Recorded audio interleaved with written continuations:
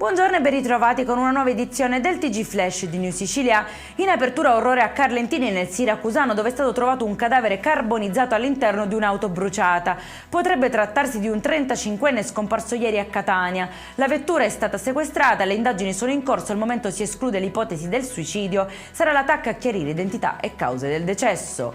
Incidente mortale nell'Agrigentino lungo la strada statale 188. A scontrarsi un furgoncino con una minicar elettrica, la vittima è lo chef 42enne Calogero Ippolito.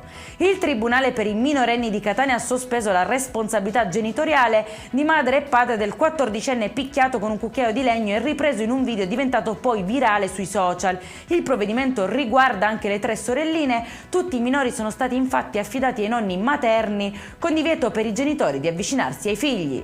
Balestre, archi e perfino trofei di daino. 3 uomini sono stati denunciati dai carabinieri nel Parco delle Madonie per presunto bracconaggio. Fermati di notte a Castellana Sicula, avevano in auto armi silenziose e coltelli, poi sequestrati.